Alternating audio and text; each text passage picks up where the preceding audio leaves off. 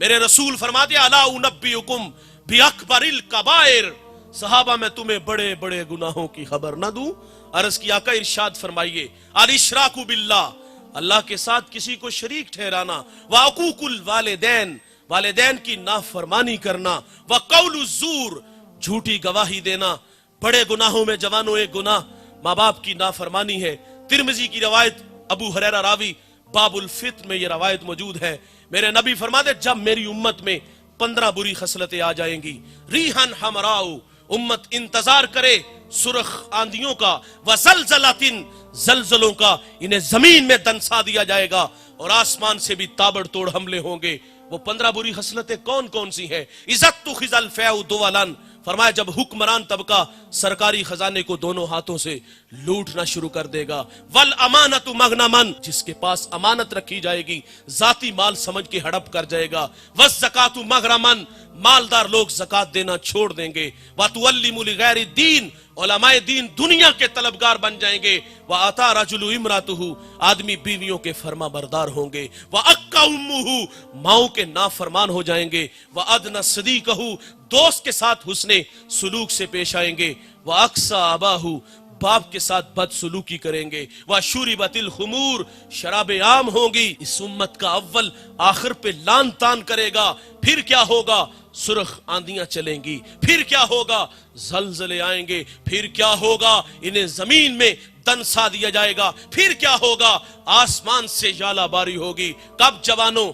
जब माँ बाप दुखी हो जाएंगे। कब जवानों? जब माँ बाप औलाद के रवैयों से नाला हो जाएंगे। फिर रहमत खुदाबंदी रूठ जाएगी और उसके जुज़वी अजाब का इजहार आपने चंद अय्याम पहले एक कश्मीर में झटका, और वो झटका यहां भी लगा था। वहां झटके ने थोड़ा सा जोर पकड़ा, सुहाग उजड़े, बच्चे यतीम हुए, अरमान कुचले। एक झटका 2005 में लगा था, मानसेरा से जिला बाग तक 1 लाख इंसानों की हड्डियां तोड़ गया था। ये जुज़वी अजाब संभलने का मौका देते हैं। ओ माँ बाप के नाफरमानो, माँ बाप का दिल दुखाने वालों, माँ बाप की नाफरमानी करने वालों, अगर खुदा की रहमतें रूठ गई, ये कोड़ा अजाब का पहाड़ों में चला तो तोड़ के रख दिया। ये अजाब का जो कोड़ा अगर पंजाब में बरसा, ये दौड़ती गाड़ियां, ये फलक बोस अमारतें, ये बंगले, ये प्लाजे, एक ही झटके में वो खाक में मिला देगा। साहिब, माँ बाप की नाफरमानी इतना बड़ा गुनाह है कि खुदा की रहमत रूठ जाती है, उन्हें जमीन में खींच के ले जाएगा। मेरे रसूल से एक सहाबी ने पूछा, बंदा नवाज कयामत कब आएगी? कोई निशानी इरशाद फरमाए। तो आका फरमाते जब माएं जलील हो जाएंगी। और ये घर घर की कहानी है। मुझे एक खातून मिली, उतरा हुआ चेहरा देखा, मैंने कहा बहन खैरियत? फूट फूट के रोने लगे। कुछ आंसू थमे तो मैंने कहा बताएंगे कुछ? तो मुझे कहती आज बेटे ने मुंह पे थप्पड़ मारा है। मेरा हाथ पकड़ के सर पे रखा, करीब था कि फट जाता।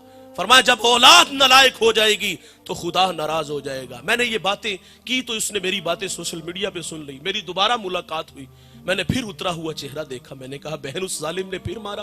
कहा उसने दुखी नहीं किया, तूने दुखी किया। मैंने कहा मैंने आपको क्या कहा? कहा तेरी बातें मैंने सुनी है, सामने हजारों लोग बैठे थे और मुझे खौफ सा आने लगा कि इतने लोगों में से किसी ने मेरे बेटे को बद्दुआ ना दी हो। और मैंने कहा जालिम तू थप्पड़ मार रहा है और वो तेरी जिंदगी की भीख मांगती है। मेरे नबी फरमाते हैं, माँ बाप बड़ी दौलत है यार। हुजूर फरमाते जन्नत तुम्हारी माँ के कदमों तले है। और फिर अमलन रसूलुल्लाह ने हमें करके भी दिखाया। आप मुसल्ला इमामत पे खड़े हैं, ताहद नजर असहाब है। ये मक्की दौर नहीं, ये मदनी दौर है। यहाँ आदाब की आयतें उतर चुकी हैं। यहाँ सहाबा कितार अंदर कितार खड़े हैं। हुजूर मुसल्ले पे खड़े हैं और हुजूर को बिछड़ी माँ याद आ गई और हुजूर की आंखों में आंसू आ गए। यार मिसाल से अर्ज करूंगा, जिसने दुखों का दौर देखा हो ना, खुशहाली आए तो इंसान आरजू करता है काश कि आज मेरे माँ बाप जिंदा होते तो ये सर पे इज्जत की दस्तार देखते। मेरे दोस्त ने गाड़ी ली, मैंने मुबारकबाद पेश की तो आंखें बरसने लगी। मैंने कहा भाईजान ये खुशी के आंसू है या माजी की कुछ तलखियां हैं? उसने कहा एक जमाना था कि मेरी माँ बीमार हो गई और मेरे पास इतने पैसे नहीं थे कि मैं माँ को गाड़ी पे बैठा के हॉस्पिटल ले जाता। वो कहता माँ को गधा गाड़ी पे बैठाया और माँ रास्ते में ही जिंदगी की बाजी हार गई। वो कहता आज सब कुछ है, माँ नहीं है। मैं 1900 शाहिद भाई भी आगे बात करें, मैं 1997 में किबला रजा साकिब मुस्तफाई साहब के पास दीन सीखने गया। जब मेरी उंगली हजरत के हाथों में हाथ दी तो मुझे फरमाती बेटे मेरी आरजू है कि जिस तरह یہ اللہ رسول کی باتیں لوگوں کو سناتے ہیں، تو بھی ان راہوں کا مسافر بنے. یہ خواب تھا ان کا. 2 سال بعد وہ اللہ کے پاس چلی گئی. ہم راضی بھر رضا ہیں، جو بھی آیا ہے اس نے جانا ہے، لیکن جانے والے یاد بڑا آتے ہیں. وہ کیا کسی نے کہا تھا، مرنے والے یہ بات کیا جانے، جینے والوں پہ کیا گزرتی ہے. اپنوں کے بغیر زندگی بڑی ادھوری ہوتی ہے، اور بالخصوص یہ جو ماں باپ ہوتے ہیں بہت بڑی دولت ہے. یہ خواب دیکھا، میں نے دوڑ لگا دی. میں نے زندگی میں بڑی عزتیں پائی ہیں، پورے پاکستان میں جاتا ہوں عزت سے نوازا گیا ہوں، لیکن کبھی کبھی آرزو مچلتی ہے میری ماں ہوتی. میں لوگوں کو رسول اللہ کی باتیں سناتا اور وہ پردے میں بیٹھ کے مجھ سے حضور کی باتیں سنتی تو میرا قد کس قدر بڑھ جاتا. انسانی فطرت ہے بھائی، وہ ڈھونڈتا ہے ان رشتوں کو. انسان کو زمانہ یاد آتا ہے نا، کبھی غربت کی لکیر پہ کھڑا تھا، اچار سے روٹی کھاتے تھے، کبھی لسی میں وہ نمک مرچ بھگو کر کے اس سے ہی روٹی کھا لیتے تھے، اور آج دسترخوان پہ انواع و اقسام کے کھانے پھل ہیں. ڈھونڈتا ہے انسان ان بوڑھوں کو، کاش ہوتے. کبھی کوئی محلے میں نہیں جانتا تھا، آج پوری دنیا میں شہرت ہے. کبھی پاس سائیکل نہیں تھا، آج جہازوں کے سفر ہے. تو انسان تلاش کرتا ہے کاش وہ ہوتے تو میں ان کی عزت کرتا، میں ان کے قدموں میں بیٹھتا ہوں، ان کی خدمت کرتا. جوانوں یہ بہت میرے رسول کو ماں یاد آئی، مصلے پہ کھڑے ہیں. حضور کی والدہ کب بچھڑی؟ جب حضور کی عمر 6 سال تھی. ابوا نامی ایک چھوٹی سی بستی ہے جہاں سیدہ آمنہ رضی اللہ تعالی عنہ آ کر کے رک جاتی ہیں، اور آپ کو بخار نے آ گھیر لیا. آپ جان گئی کہ یہ بخار میری جان لے لے گا. وقت رخصت ام ایمن سے کہا کہ میرے بیٹے محمد کو باحفاظت امیر قریش تک پہنچا دینا، اور پھر حضور کو پاس بلایا. ادھر بچپنے کی معصومیت، پیشانی میں نبوت کا نور، ماں بیٹے میں کھپ سی جاتی ہے. 2 باتیں کی اور پھر ہمیشہ کے لیے پہاڑوں میں سو گئی. فرماتی بیٹا کلو حین میتن کلو جدید بالن کلو کبیر یفنا وانا میتۃ وذکر باقن وولدت طہرا.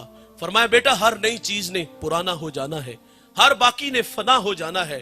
فرمایا بیٹا میں بھی جا رہی ہوں، لیکن سنو میرا ذکر باقی رہے گا، اس لیے کہ میں تیرے جیسا سونا محمد چھوڑ کے جا رہی ہوں. سانسوں کی مالا ٹوٹ گئی، موتی فضا میں بکھر گئے.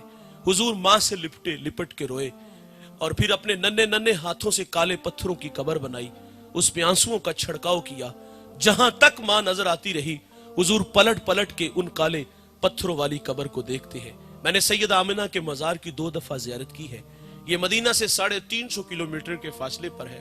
مقام بدر سے 85، مستورہ سے 25. میں پہلی دفعہ حاضر ہوا تو پہاڑ کے نیچے تھا، ماحول خاموش ہے، ہوا کا کہیں سے کوئی ایک جھونکا بھی نہ آیا.